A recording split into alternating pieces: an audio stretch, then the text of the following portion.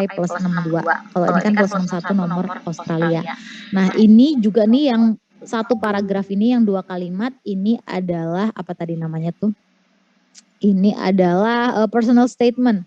Jadi kalian bisa tulis personal statement, baru personal statementnya apa, atau langsung satu paragraf ini saja.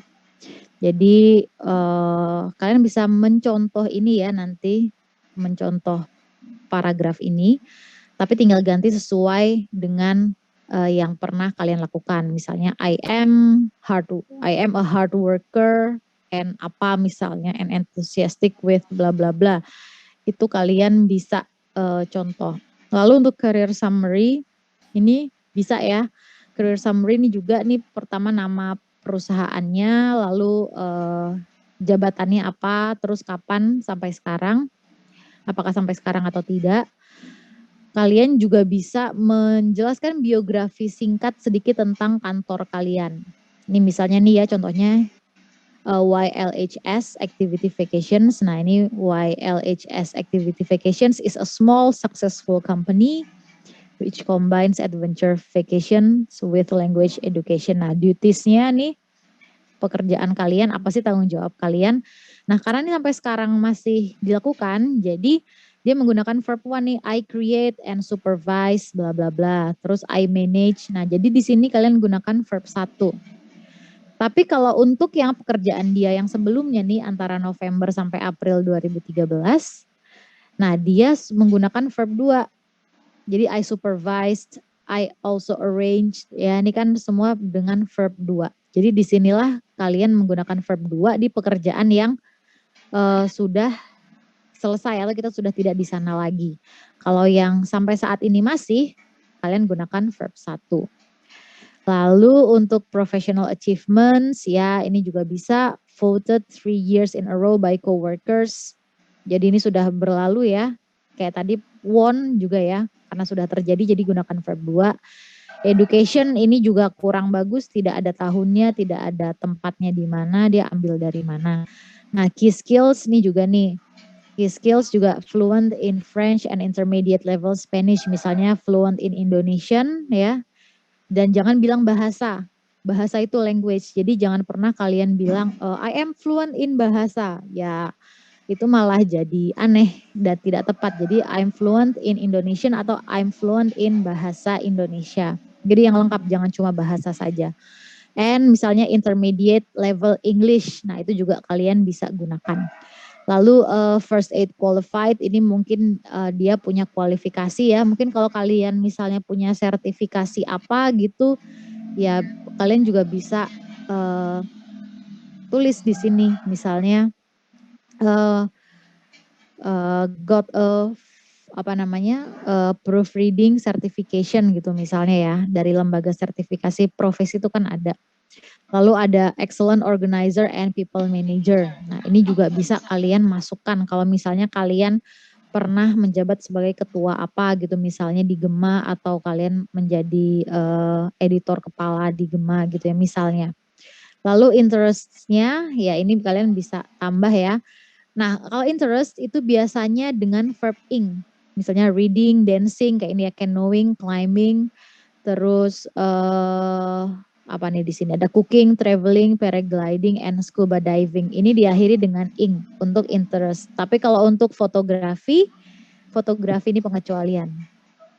Atau graphic design juga langsung graphic design saja. Jadi fotografi dan graphic design misalnya kalian mau tambahkan bukan photographing ya dan graphic designing enggak. Kalian tulis saja fotografi and graphic design. Sampai sini ada pertanyaan soal CV?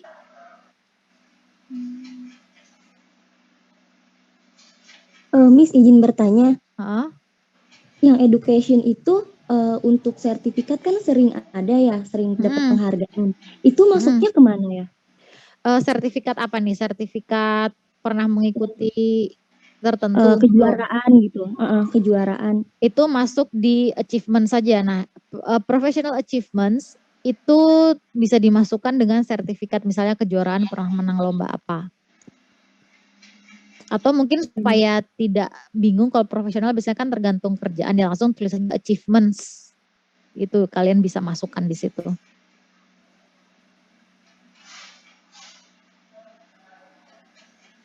Jadi masukkan saja di bagian sini ya. Professional achievements ini kan khusus untuk pekerjaan. Tapi kalau misalnya kalian hilangkan profesionalnya dan tulis achievement saja dan kalian masukkan kalian pernah menang lomba apa saja, itu boleh. Dan education biasanya lebih kalau untuk pekerjaan lebih diutamakan ya setelah SMA ya, kecuali kalau kalian dari SMK. Karena kalau SMK kalian banyak magang. Kalau SMA kan kita hanya sekolah, saya kan dulu juga SMA saja. Tapi kalau SMK karena biasanya mereka sudah magang, sudah punya sudah siap kerja, kalian tulis di SMK kalian. Begitu. Ada pertanyaan lain?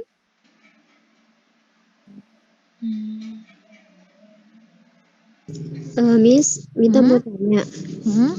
Untuk CV itu mengenai pengalaman organisasi ataupun kepanitiaan tuh penting nggak sih Miss ditulis di CV atau nggak usah aja? Sebetulnya bisa. Sebetulnya gini ya, CV itu kan beragam jenisnya. Yang saya jadikan contoh di sini adalah CV untuk melamar kerja. Tapi ada juga nanti CV yang untuk yang lebih lengkap ya, yaitu ditambahkan dengan organisasi gitu ya, organizational experience itu bisa dimasukkan juga nih di bawah education gitu. Itu kalian bisa tambahkan. Terus kalau misalnya kalian pernah ikut seminar-seminar, mungkin bisa sih, tapi pastikan seminar yang kalian ikuti itu relevan dengan posisi pekerjaan kalian gitu. Jadi kalau seminarnya kurang relevan, ya pada akhirnya tidak akan menambah ini ya untuk kalian diterima kerja karena kurang relevan, kecuali kalau memang betul-betul relevan. Kalau misalnya kalian selama ini sebagai mahasiswa jurnalistik terus pernah mengikuti seminar tentang misalnya tentang kalau psikologi itu mungkin masih relevan untuk dunia kerja. Tapi kalau untuk yang misalnya kalian tiba-tiba ikut seminar tentang pendidikan matematika gitu yang agak kurang nyambung, mungkin tidak perlu dimasukkan. Jadi masukkan saja yang paling relevan dengan kalian, seminar-seminarnya. Ada pertanyaan lain? Oh ya, ini mohon maaf saya tidak pakai video karena sinyal internet di rumah saya sedang jelek dari kemarin, jadi suka kelempar sendiri kalau video dinyalakan.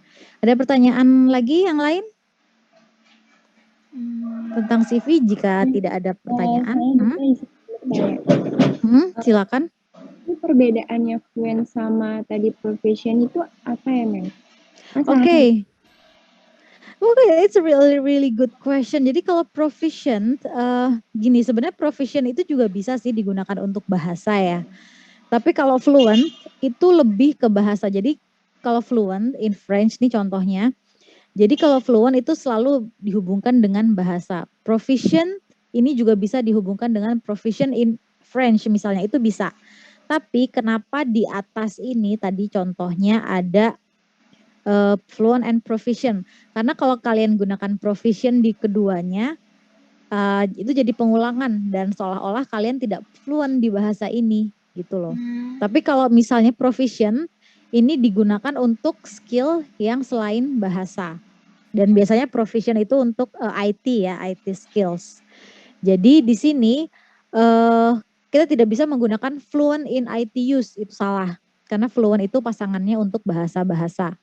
Proficient juga bisa digunakan untuk bahasa. Tapi proficient ini hanya bisa digabungkan dengan skills lain selain bahasa gitu contohnya. Jadi itu adalah perbedaan ya antara fluent dan proficient. Kalau kalian ingin nulis proficient in Portugis, Spanish, and English misalnya, ya bisa. Cuma kalau kalian gunakan proficient di bahasa ini dan kalian tulis proficient lagi, seolah-olah kalian jadi tidak proficient karena karena kata-kata yang kalian gunakan ya itu saja gitu. Jadi ini untuk menandakan pemilihan kata dua ini digunakan untuk menunjukkan bahwa kalian betul-betul fluent dan untuk membedakan antara bahasa dan skill lain selain bahasa, yaitu di IT use ini.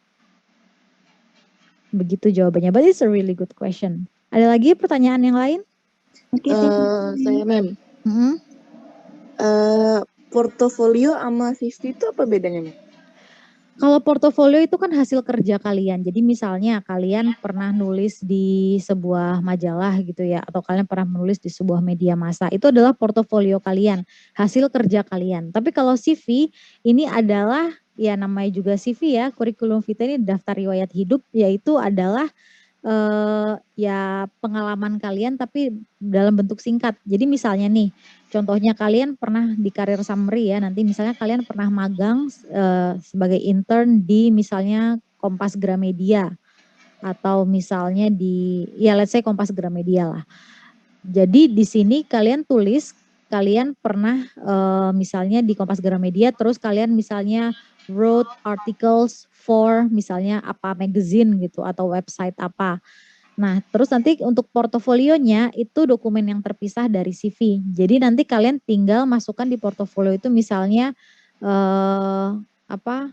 screenshot atau URL atau link website ya dari artikel yang pernah kalian tulis misalnya. Atau kalau untuk anak-anak penerjemahan ini dari mahasiswa saya, dia pernah menerjemahkan di koran The Jakarta Post untuk caption foto.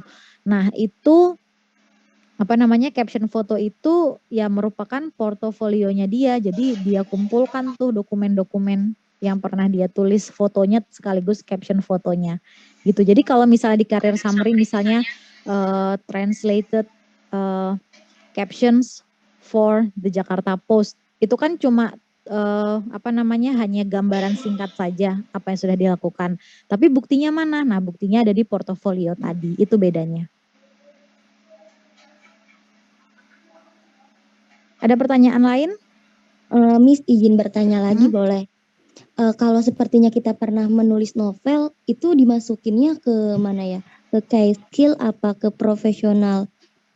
Kalau pernah menulis novel itu kalian bisa tulis di publication. Nah ini juga nih karena ini hanya untuk melamar kerja dan ini secara umum ya, kalian bisa tulis lagi nanti di bagian yang hijau-hijaunya ada education, key skills misalnya atau organizational experience. Nanti ada publication, itu juga bisa kalian tambahkan nih untuk menambahkan di yang hijau ini ya. Publication itu misalnya pernah menulis novel ya silakan tulis saja pernah terbit di mana, tahun berapa, judulnya apa, itu juga boleh kalian tambahkan. Di publication tuh kalian pernah menulis artikel-artikel, itu juga bisa tambahkan di situ.